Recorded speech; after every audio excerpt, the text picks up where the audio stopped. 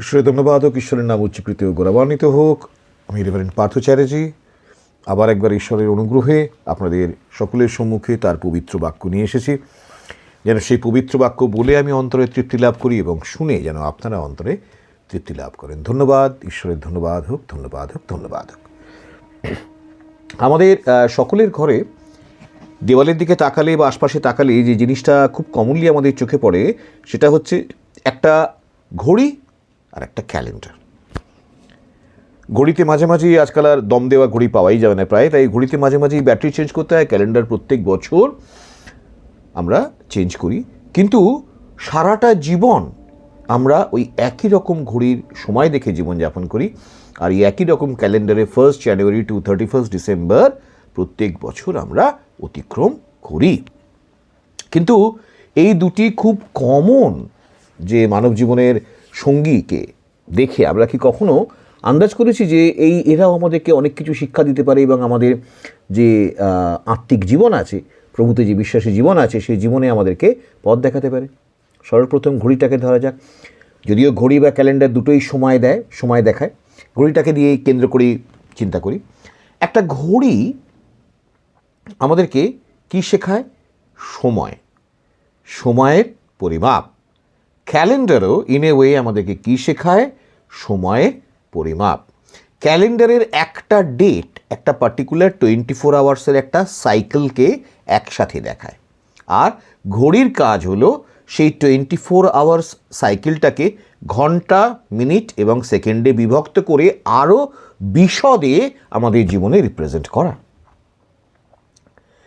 ঠিক তেমনি যখনই আমরা এই ক্যালেন্ডার বা ঘড়ির দিকে তাকাই, তখনই আমাদের মনে যে চিন্তাটা সর্বপ্রথম আসা উচিত অ্যাজ এ বিলিভার, বিশ্বাসী হিসেবে, সেটা হলো সময়।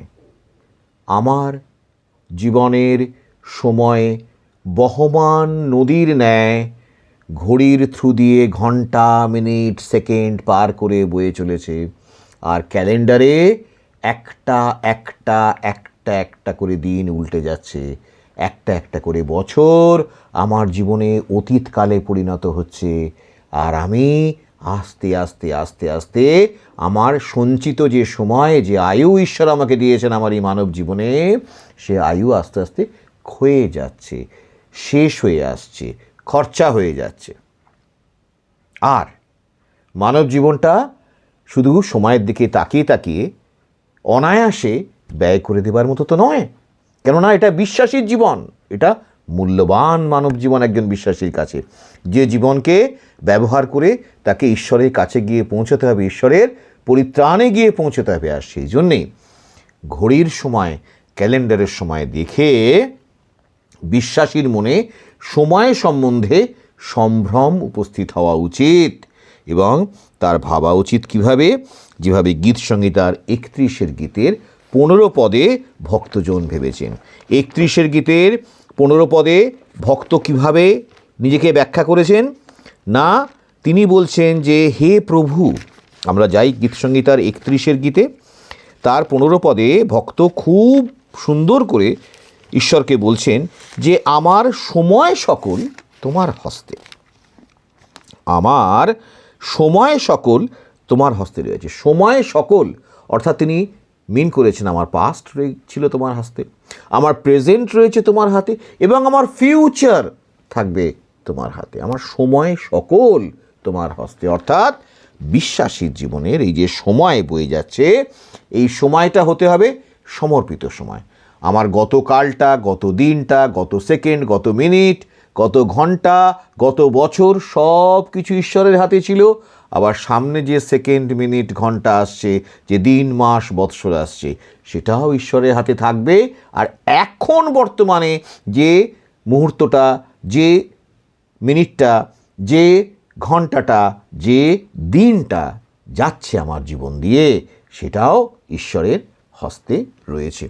সমর্পিত জীবন, সময়কে সমর্পণ করে চলার শিক্ষা ঘড়ি আমাদেরকে দেয়, ক্যালেন্ডার আমাদেরকে দেয়।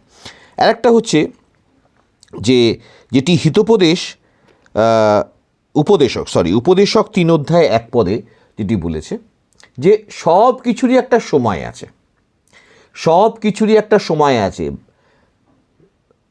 কীরকম উপদেশে কি বলেছে? সূর্য উঠবার সময় আছে, সূর্য অস্ত যাবার সময় আছে, ভালোর সময় আছে, মন্দের সময় আছে, সমস্ত কিছুই একটা সময়ের একটা গণ্ডি সবসময় মেনে চলে। আমরা উপদেশক 3 অধ্যায়টা আমরা পড়ি, উপদেশক 3 অধ্যায় 1 পদটা, তাহলে আরও ভালো করে আমরা জিনিসটাকে বুঝতে পারবো। সেখানে বলছে যে সকল বিষয়েরই সময় আছে ও আকাশের নিচে সমস্ত ব্যাপারে কাল আছে, জন্মের, মরণের, রোপণের, রোপিত বীজ উৎপাটনের, বধ করিবার, সুস্থ থাকিবার, ভাঙিবার, গাঁথিবার, রোদন করিবার, হাস্য করিবার, বিলাপ করিবার, নৃত্য করিবার, প্রস্তাব নিক্ষেপ করিবার ও প্রস্তাব সংগ্রহ করিবার, আলিঙ্গনের ও আলিঙ্গন না করিবার, অন্বেষণ ও হারাইবার, রক্ষণের ও ফেলিয়া দিবার, ছিঁড়িবার ও শিঙাইবার, নীরব থাকিবার, কথা কইবার, ইত্যাদি ইত্যাদি ইত্যাদি ইত্যাদি। অর্থাৎ একটা ঘড়ি, একটা ক্যালেন্ডার আমাদেরকে শিক্ষা দেয় যে যেমন সব বিষয়ের জন্য উপদেশক অনেক কিছু ইলাবোরেট করেছেন, সব কিছুর একটা সময় আছে জীবনের, তেমনি যে জীবনটা, যে ঘন্টা, মিনিট, সেকেন্ডটা আজকে আমার জীবনে যাচ্ছে, যে দিনটা পাল্টে যাচ্ছে আমার ক্যালেন্ডারে, সেদিনকে আর একটা সময় আছে, প্রার্থনা করিবার সময়। প্রার্থনা করিবার সময় সকল বিষয়েরই যেমন কাল আছে, তেমনি প্রার্থনা করিবার, ঈশ্বরের সঙ্গে সমর্পিত হওয়ার, ঈশ্বরের সঙ্গে একত্রিত হবার, একাত্মা হবারও কাল আছে প্রার্থনা করিবার সময়। তাহলে এই ঘড়ি যেন আমাদেরকে রিমাইন্ডার দেয়, ক্যালেন্ডার যেন আমাদেরকে সবসময় রিমাইন্ডার দেয় যে সময় আমার জীবনে অসীম নয়, সসীম, তার একটা সীমা আছে। আর সেই সসীম সময়কে ব্যবহার করে ঈশ্বরের সঙ্গে আমাকে মিলিত হতে হবে, ঈশ্বরের সঙ্গে আমাকে আত্মায় একত্রিত হতে হবে, প্রার্থনা করতে হবে। আর ফাইনালি একটাই কথা বলবো যে বাইবেল আমাদেরকে বারবার বলে যে এই সময়টা মন্দ। কোন সময়টা মন্দ? এই যে বর্তমানের যুগটা, এটা মন্দ। তাই জন্যই বাইবেল আমাদেরকে সুযোগ কিনিয়ে নেওয়ার কথা বলে। আর সেই জন্যেই এই ঘড়ি আমাদেরকে মনে করিয়ে দেয়, ক্যালেন্ডার আমাদেরকে মনে করিয়ে দেয় যে হয়তো অনেক সুযোগ আমাদের হাত থেকে বেরিয়ে গেছে, কিন্তু এখনও যেটুকু দিন, যেটুকু মাস, সময়, বৎসর, ঘন্টা, মিনিট, সেকেন্ড ঈশ্বর আমাদের জীবনে রেখেছেন, যেন সেইগুলিকে আমরা উত্তম উত্তম কার্যে, উত্তম উত্তম বিষয় যেন ব্যবহার করি, যেন সদাপ্রভুতে সমর্পিত থেকে ব্যবহার করি। তাহলে ক্যালেন্ডার আর ঘড়িও আমাদের জীবনের একটা বড় শিক্ষক, বড় দিক নির্দেশক। ঈশ্বরের ধন্যবাদ হোক, ঈশ্বরের নাম উচ্চীকৃত, গৌরবান্বিত হোক। ঈশ্বর আপনাদের প্রত্যেককে আশীর্বাদ করুন। Amen, amen, amen.